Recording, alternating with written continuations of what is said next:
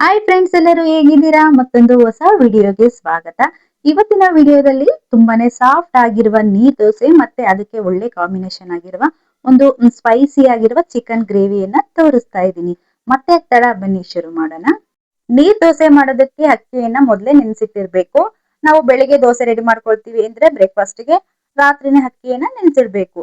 ನಾನಿಲ್ಲಿ ಒಂದು ಪಾತ್ರೆಯನ್ನ ತಗೊಂಡಿದ್ದೀನಿ. ಒಂದು ಗ್ಲಾಸ್ ಅಕ್ಕಿಯನ್ನ ತಗೊಂಡು ಪಾತ್ರೆಗೆ ಅಕ್ಕಿಯನ್ನ ಹಾಕಿ ವಾಶ್ ಮಾಡಬೇಕು. ಅಕ್ಕಿಯನ್ನ ನೀಟಾಗಿ ವಾಶ್ ಮಾಡಿಬಿಟ್ಟು ನೀರ್ ಹಾಕಿಟ್ಟು ಮತ್ತೆ ಒಂದು ಪ್ಲೇಟ್ ಮುಚ್ಚಿ ಓವರ್ ನೈಟ್ ನೆನೆಯೋದಕ್ಕೆ ಬಿಟ್ಬಿಡ್ಬೇಕು. ಬೆಳಿಗ್ಗೆ ನೋಡಿ ಈ ರೀತಿ ಚೆನ್ನಾಗಿ ಅಕ್ಕಿ ನೆಂದಿರುತ್ತೆ. ಅದನ್ನ ಮತ್ತೊಂದ್ಸಲಿ ತೊಳೆದ್ಬಿಟ್ಟು ಮಿಕ್ಸಿ ಜಾರಿಗೆ ಅಕ್ಕಿ ಹಾಕಿ ಅದಕ್ಕೆ ನೀರ್ ಹಾಕ್ಬಿಟ್ಟು ನುಣ್ಣಗೆ ಸಾಫ್ಟ್ ಆಗಿ ಅದನ್ನ ರುಬ್ಕೋಬೇಕು. ಮಾಡ್ತಾ ಇರೋದೇ ನಾವು ನೀರ್ ದೋಸೆ ಆಗಿರೋದ್ರಿಂದ ಅಕ್ಕಿಗೆ ಸ್ವಲ್ಪನೇ ನೀರ್ ಹಾಕ್ಬೇಕು ಆ ತರ ಏನಿಲ್ಲ. ನಿಮ್ಗೆ ಎಷ್ಟು ರುಬ್ಬೋದಕ್ಕೆ ಈಸಿಯಾಗಿ ಅದು ನುಣ್ಣಗೆ ರುಬ್ಬೋದಕ್ಕೆ ಎಷ್ಟು ನೀರ್ ಬೇಕಾಗುತ್ತೋ ಅಷ್ಟು ನೀರ್ ಸೇರಿಸ್ಬಿಟ್ಟು ಸಾಫ್ಟ್ ಆಗಿ ಈ ರೀತಿ ರುಬ್ಕೊಂಡು ಇದನ್ನ ಒಂದು ಪಾತ್ರೆಗೆ ಹಾಕೋಬೇಕು. ಅದಕ್ಕೆ ಮತ್ತೆ ನಾವು ಮಿಕ್ಸಿ ಇರುತ್ತಲ್ವಾ, ಮಿಕ್ಸಿಗೂ ಸಹ ನೀರನ್ನ ಹಾಕ್ಬಿಟ್ಟು ಅದರಿಂದನೂ ಸಹ ಮತ್ತೆ ತೊಳೆದ್ಬಿಟ್ಟು ಮಿಕ್ಸಿನ ತೊಳೆದು ಇದಕ್ಕೆ ನೀರ್ ಹಾಕೋಬಹುದು. ಅದನ್ನೇನು ವೇಸ್ಟ್ ಮಾಡೋ ಅಂತ ಅವಶ್ಯಕತೆ ಇರೋದಿಲ್ಲ. ನೀರ್ ದೋಸೆಗೆ ಮತ್ತೆ ಎಕ್ಸ್ಟ್ರಾ ನೀರನ್ನ ಸೇರಿಸ್ಕೋಬೇಕು. ನೀರ್ ದೋಸೆ ತುಂಬಾ ತೆಳುವಾಗಿ ಇದ್ದಷ್ಟು ನಮಗೆ ಹಾಕೋದಿಕ್ಕೆ ನೀರ್ ದೋಸೆ ಈಸಿಯಾಗಿ ಬರುತ್ತೆ. ಮತ್ತೆ ಅದಕ್ಕೆ ರುಚಿಗೆ ತಕ್ಕಷ್ಟು ಉಪ್ಪನ್ನ ಹಾಕಿ ಮಿಕ್ಸ್ ಮಾಡ್ಕೊಳ್ತಾ ಇದ್ದೀನಿ. ಇದ್ರ ಜೊತೆ ನೀವು ಸ್ವಲ್ಪ ಕೊತ್ತಂಬರಿ ಸೊಪ್ಪು ಅಥವಾ ಕರ್ಬೆ ಸೊಪ್ಪು ಇದನ್ನೆಲ್ಲ ಚಿಕ್ಕದಾಗಿ ಹೆಚ್ಚಾಕಿ ಸಹ ಮಾಡ್ಕೋಬಹುದು. ಚಿಕ್ಕದಾಗಿ ಈರುಳ್ಳಿ ಹೆಚ್ಚಾಕಿ ಸಹ ಮಾಡ್ಕೋಬಹುದು. ನಾನು ಚಿಕನ್ ಗ್ರೇವಿ ಜೊತೆ ಇವತ್ತು ಮಾಡ್ತಾ ಇರೋದ್ರಿಂದ ಅದನ್ನೆಲ್ಲ ಎಕ್ಸ್ಟ್ರಾ ಏನ್ ಹಾಕ್ತಾ ಇಲ್ಲ. ಇದನ್ನ ತೆಂಗಿನಕಾಯಿ ಚಟ್ನಿ ಜೊತೆನೂ ಸಹ ನೀವು ಮಾಡ್ಕೊಂಡ್ ತಿಂದ್ರೆ ತುಂಬಾನೇ ತಿನ್ನೋದಕ್ಕೆ ಟೇಸ್ಟಿ ಆಗಿರುತ್ತೆ. ಮತ್ತೆ ಬೆಳಿಗ್ಗೆನೆ ಬ್ರೇಕ್ಫಾಸ್ಟಿಗೆ ಮಾಡೋದಕ್ಕೂ ನಮ್ಗೆ ಈಸಿಯಾಗಿ ಬೇಗನೆ ಆಗುವಂತ ಒಂದು ದೋಸೆ ಅಂತಾನೆ ಹೇಳ್ಬೋದು. ಈ ರೀತಿ ನೋಡಿ, ಈ ರೀತಿ ತೆಳುವಾಗಿ ಇದನ್ನ ಕಲ್ಸ್ಕೋಬೇಕು. ಅಂದ್ರೆ ರುಬ್ಬಿರೋದ್ನು ಸೇರಿಸಿ ಮತ್ತೆ ಮಿಕ್ಸಿ ಜಾರ್ಗೂ ನೀರ್ ಹಾಕ್ಬಿಟ್ಟು ಅದನ್ನು ಸಹ ಸೇರಿಸಿ ಎಕ್ಸ್ಟ್ರಾ ಇನ್ನೂ ಸಹ ನೀರನ್ನ ಆಡ್ ಮಾಡ್ಕೋಬೇಕು. ಇಷ್ಟು ತೆಳುವಾಗಿ ಕಲ್ಸ್ಕೋಬೇಕು ಇದನ್ನ. ಮತ್ತೆ ಪ್ರತಿ ಸಲಿ ನೀವು ದೋಸೆ ಹಾಕುವಾಗಲೂ ಸಹ ಮಿಕ್ಸ್ ಮಾಡಿನೇ ಹಾಕ್ಬೇಕು. ಸೌಟಿಗೆ ಸ್ವಲ್ಪನೂ ಸಹ ಹಿಟ್ಟು ಅಂಟ್ಕೊಳ್ತಾ ಇಲ್ಲ. ಈ ರೀತಿ ಹಿಟ್ಟಲ್ಲಿ ಎಜ್ಜಿ ತೆಗ್ದಾಗ ಅಷ್ಟು ನೀರಾಕಿ ಇದನ್ನ ಕಲಿಸ್ಬೇಕು. ಇವಾಗ ಹಂಚು ಸಹ ಕಾಯಕ್ಕಿಟ್ಟಿದ್ದೀನಿ ನಾನು ಗ್ಯಾಸ್ ಮೇಲೆ. ಹಂಚು ಚೆನ್ನಾಗಿ ಕಾದಿದೆ. ಈ ರೀತಿ ನೋಡಿ, ಪ್ರತಿ ಸಲಿ ಒಂದೊಂದು ದೋಸೆ ಹಾಕುವಾಗ್ಲೂ ಸಹ ಆ ಸೌಟ ಏನಿರುತ್ತೆ ನೋಡಿ, ನಾವು ದೋಸೆ ಹಾಕೋದಕ್ಕೆ ತಗೊಂಡಿರ್ತೀವಲ್ಲ ಅದನ್ನ ಪೂರ್ತಿಯ ಪಾತ್ರೆಯ ತಳಭಾಗಕ್ಕೆ ಹಾಕ್ಬಿಟ್ಟು ನಾವು ಒಂದ್ಸಲಿ ಮಿಕ್ಸ್ ಮಾಡ್ಬಿಟ್ಟೇನೆ ದೋಸೆ ಹಾಕ್ಬೇಕು. ಯಾಕೆಂದ್ರೆ ಹಿಟ್ಟು ಕೆಳಗಡೆ ಹೋಗಿ ಕೂತಿರುತ್ತೆ. ಅದನ್ನ ಮಿಕ್ಸ್ ಮಾಡಿ ಹಾಕೋದ್ರಿಂದ ನಿಮ್ಗೆ ದೋಸೆನೂ ಸಹ ಚೆನ್ನಾಗ್ ಬರುತ್ತೆ. ಇವಾಗ ಹಂಚಿನ ಮೇಲೆ ದೋಸೆ ಹಾಕ್ತಾ ಇದೀನಿ, ನೋಡ್ತಾ ಇರ್ಬೋದು ನೀವು. ಒಂದ್ ಕೈಯಲ್ಲಿ ಈ ರೀತಿ ಹಂಚನ್ನ ಇಟ್ಕೊಂಡಿರಿ, ಇನ್ನೊಂದ್ ಕೈಯಲ್ಲಿ ಸೌಟದಿಂದ ತೆಗೆದು ಹಿಟ್ಟನ್ನ ಹಾಕಿ ಹಾಗೇನೆ ಎಕ್ಸ್ಟ್ರಾ ಹಿಟ್ಟು ಏನ್ ದೋಸೆ ಮೇಲೆ ನಿಂತಿರುತ್ತಲ್ವಾ ಅದನ್ನ ತಕ್ಷಣನೇ ಈ ರೀತಿ ತಿರುಗಿಸ್ಬಿಡ್ಬೇಕು, ಇಲ್ಲಾಂದ್ರೆ ಗಟ್ಟಿ ಆಗ್ಬಿಡುತ್ತೆ. ಮತ್ತೆ ನಿಮ್ಗೆ ಏನಾದ್ರು ಮಧ್ಯೆ ಹೋಲ್ ಇದೆ ಅಂದ್ರೆ ಅಲ್ಲಿ ಎಕ್ಸ್ಟ್ರಾ ಹಿಟ್ಟು ಏನಾದ್ರು ಬೇಕು ಅಂದ್ರೆ ಈ ರೀತಿ ಫಿಲ್ ಮಾಡ್ಕೋಬೇಕು. ಹಾಕೋದಕ್ಕೂ ತುಂಬಾನೇ ಈಸಿ ಇದು. ಮತ್ತೆ ಇವಾಗ ಸ್ವಲ್ಪ ಎಣ್ಣೆ ಹಾಕ್ತಾ ಇದ್ದೀನಿ. ಸ್ವಲ್ಪ ಎಣ್ಣೆ ಹಾಕಿ ಒಂದು ಲಿಡ್ ಅನ್ನ ಕ್ಲೋಸ್ ಮಾಡ್ಬಿಟ್ಟು ಒಂದು 2-3 ಸೆಕೆಂಡ್ ಬಿಟ್ಟು ಲಿಡ್ ಅನ್ನ ತೆಗೆದ್ರೆ ಇದು ಬೆಂದಿರುತ್ತೆ. ನಿಮ್ಗೆ ದೋಸೆ ಏನಾದ್ರು ಬರ್ತಾ ಇಲ್ಲ ಅಂದ್ರೆ ಹಂಚಿಗೆ ಸ್ವಲ್ಪ ಒಂದು ಡ್ರಾಪ್ ಅಷ್ಟು ಎಣ್ಣೆ ಹಾಕ್ಬಿಟ್ಟು ಒಂದು ಈರುಳ್ಳಿಯನ್ನ ಕಟ್ ಮಾಡ್ಬಿಟ್ಟು ಚೆನ್ನಾಗಿ ತಿಕ್ಬಿಟ್ಟು ಸ್ವಲ್ಪ ಅವಾಗ ನೀರ್ ಸಿಮ್ಸ್ಬಿಟ್ಟು ಮತ್ತೆ ದೋಸೆ ಹಾಕಿ ಅವಾಗ ದೋಸೆ ನೀಟಾಗಿ ಬರುತ್ತೆ. ಇವಾಗ ದೋಸೆ ಬೆಂದಿದೆ. ಅದನ್ನ ನಾನು ಸ್ವಲ್ಪ ಫಸ್ಟ್ ಅರ್ಗೆಲ್ಲ ಇರುತ್ತಲ್ವಾ ಸೈಡ್ ಇಂದ ಎಡ್ಜು, ಅದನ್ನ ಒಂದು ಚುಂಚಕದಲ್ಲಿ ಸ್ವಲ್ಪ ಬಿಡಿಸ್ಬಿಟ್ಟು ಈ ರೀತಿ ಎತ್ತಾಕಿ ಮತ್ತೊಂದು ಸೈಡ್ ಬೇಯಿಸ್ತಾ ಇದ್ದೀನಿ. ನೀರ್ ದೋಸೆಯನ್ನ ಎರಡು ಸೈಡ್ ಬೇಯಿಸ್ಬೇಕು ಅನ್ನೋ ಅವಶ್ಯಕತೆ ಇಲ್ಲ. ನಿಮ್ಗೆ ಏನಾದ್ರು ಸ್ವಲ್ಪ ಕ್ರಿಸ್ಪಿನೆಸ್ ಆಗಿ ಬೇಕು ಅಂದ್ರೆ ಈಗ ತಿರ್ಗ್ಸ್ ಹಾಕ್ಬಿಟ್ಟು ಇನ್ನೊಂದ್ 2 ಸೆಕೆಂಡ್ ಬೇಯಿಸ್ಬಿಟ್ಟು ಎತ್ತಿದ್ರೆ ಆಯ್ತು. ಅಥವಾ ಒಂದೇ ಸೈಡು ಸಹ ನೀರ್ ದೋಸೆನ ಬೇಯಿಸ್ಬಿಟ್ಟು ತಿನ್ಬಹುದು.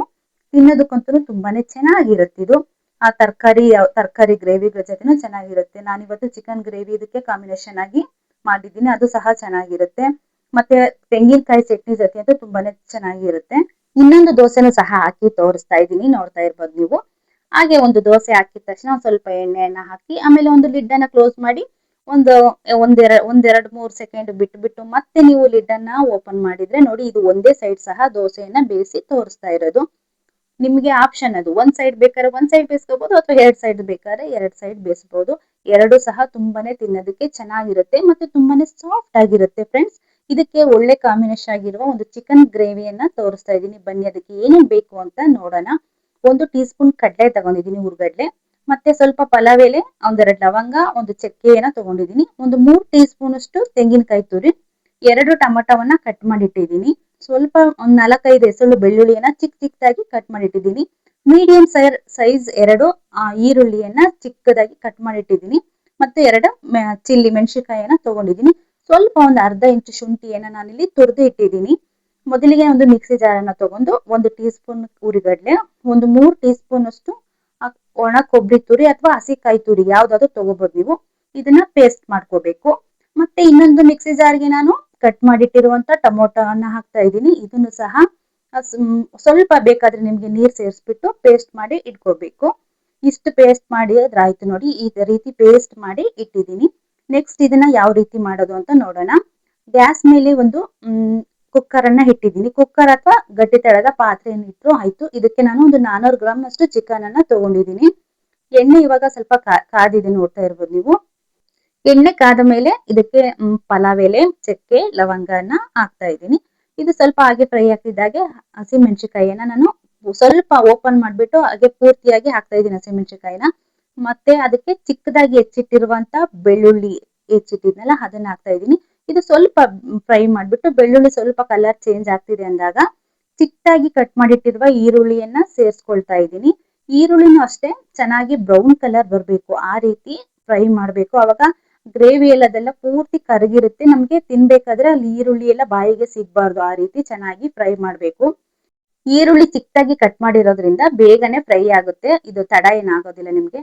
ಈ ರೀತಿ ಚೆನ್ನಾಗಿ ಬ್ರೌನಿಶ್ ಕಲರ್ ಬರ್ಬೇಕು ನೋಡಿ. ಇವಾಗ ತೋರಿಸ್ತಾ ಇದ್ದೀನಿ ಈರುಳ್ಳಿ.